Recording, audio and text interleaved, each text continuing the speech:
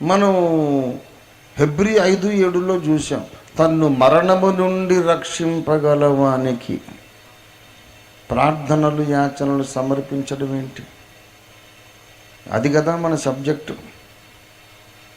ఏమండి,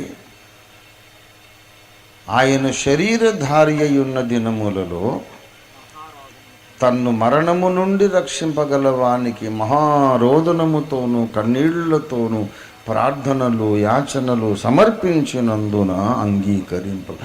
ఏమి ఏడ్చి ప్రార్థన చేశాడు? ఒలీవల కొండ మీద మానవుల కొరకు ప్రాణమర్పించి మరణించాలనే వచ్చినవాడు మళ్ళీ మరణము నుండి రక్షించమని అడుగుతాడా?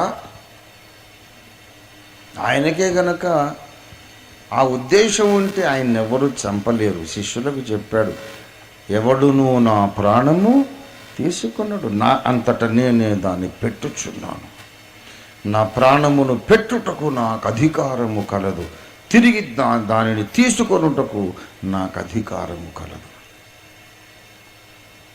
సింపుల్గా తండ్రికి ఒక మాట చెప్పేస్తే అయిపోయా, తండ్రి నాకు ఇష్టం లేదు, ప్లాన్ మార్చేసి అంటే అయిపోతుంది. రోమా సైనికులు పట్టుకోవడానికి వచ్చినప్పుడు ఒక్కసారి కోపంగా చూస్తే అయిపోతుంది, భస్మం అయిపోతారు. గాలిని తుఫానును గద్దించిన జీవము కలిగిన సర్వశక్తి గల దేవుడు ఆయన. రాయ్ ఆగు అంటే తుఫాను గాలి ఆగిపోయింది, నువ్వు చెప్తే ఆగుతాయా? ఆయనే గనక గద్దిస్తే బంధించడానికి వచ్చిన సైనికులు శిలా విగ్రహాలు అయిపోయేవాళ్ళు. మీరు ఎవరిని వెతుకుతున్నారు? మీరు వెతుకుచున్న యేసుని నేనే, నన్ను అరెస్ట్ చేయండి అని ఆయనే వెళ్ళి అప్పగించుకున్నాడు. వాళ్ళు వచ్చి గెత్సెమనే తోటలో వెతుక్కుంటున్నారు, ఏడి యేసు అని. అందరూ ఒకలాగా ఉన్నారు ఏంటని.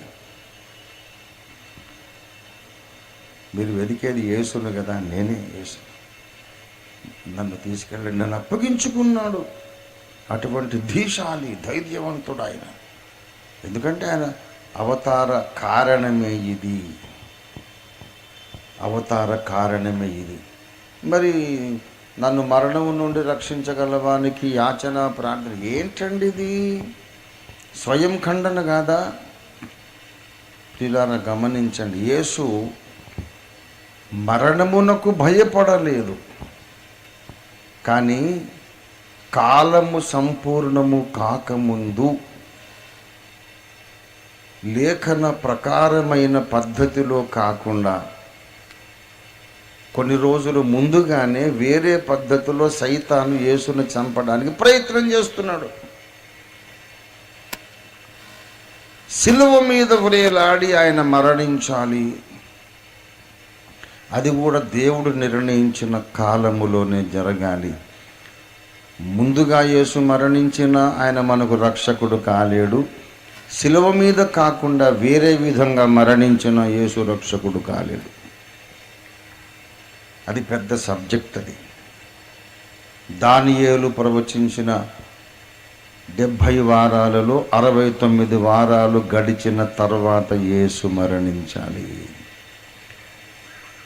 మానవుల శాపాన్ని తన మీద మోసుకుంటున్నాడు గనక మ్రాను మీద వ్రేలాడిన వాడు శాపగ్రస్తుడు అన్నాడు గనక మ్రాను మీదనే వ్రేలాడాలి. 69వ వారం గడిచినాకనే చనిపోవాలి. ఇది రిక్వైర్మెంట్. అప్పుడే రక్షకుడు కాగలుగుతాడు. సైతాన్ గాడు ఏం చేస్తున్నాడంటే ముందే చంపేద్దామని చూస్తున్నాడు. దేవాలయం కట్టబడిన కొండ మీదకి తీసుకెళ్ళి తోసి చంపుదామని, కొండ మీద నుండి తోసి చంపుదామని ప్రయత్నం చేశారు. రాళ్ళు కొట్టి చంపుదామని ప్రయత్నం చేశారు. యేసు ప్రభు వారు ఎప్పుడు తప్పించుకొని వెళ్ళిపోతున్నాడు. ఎందుకంటే సమయం ఇంకా రాలేదు. అంత యాక్యురేట్గా దేవుని సమయంలో దేవుని పద్ధతిలోనే ఆ యజ్ఞము బలి జరగాలి. సమయము రాకముందు అకాల మరణం అది రాకుండా నన్ను కాపాడు, దుష్టుని ప్రయత్నాలు భగ్నము చేయమని ఒలీవల కొండ మీద ఆయన ప్రార్థన చేశాడు. దేవునికి స్తోత్రం కలుగును గాక. అది అసలు రహస్యం. వాడెప్పుడు కూడా దేవుని ప్రణాళికను పాడు చెయ్యాలి అనే ఆలోచనే కలిగి ఉంటాడు సైతాను. సరే, యేసుప్రభు విషయంలో వాడు ఓడిపోయాడు. అసలు యేసుప్రభు పుట్టగానే ఆయన చంపేయాలని చూశాడు సైతాను. హేరోదు ద్వారా దేవుడు ఆయన్ని తప్పించేశాడు. యజ్ఞ పశువు మనకు కావాలి, మరి ఐగుప్తుకు తీసుకెళ్ళిపోయాడు. ఆ ముసలి హేరోదు చచ్చిపోయాక మళ్ళీ తీసుకొచ్చాడు.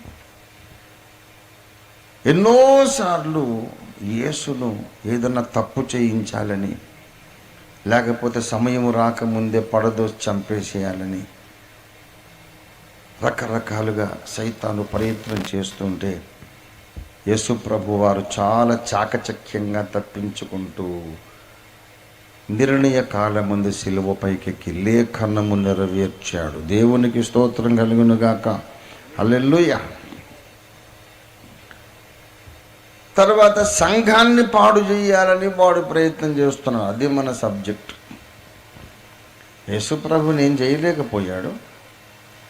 ఆయన విజయవంతంగా యజ్ఞమును, శిలువ యజ్ఞమును, పాప పరిహారక యజ్ఞమును జరిగించి మరణించి తిరిగి లేచి ఆయన విశ్వ విజేతగా, మరణమును గెలిచినటువంటి శూరుడుగా, వీరుడుగా ఆయన మళ్ళీ తండ్రి అయిన దేవుని సన్నిధికి వెళ్ళిపోయాడు. మనందరి కొరకు ఆయన స్థలము సిద్ధపరుస్తున్నాడు. అందమైన భవనాలు కడుతున్నాడు. దేవునికి స్తోత్రం కలుగునుగాక. హల్లెలూయా, హల్లెలూయా.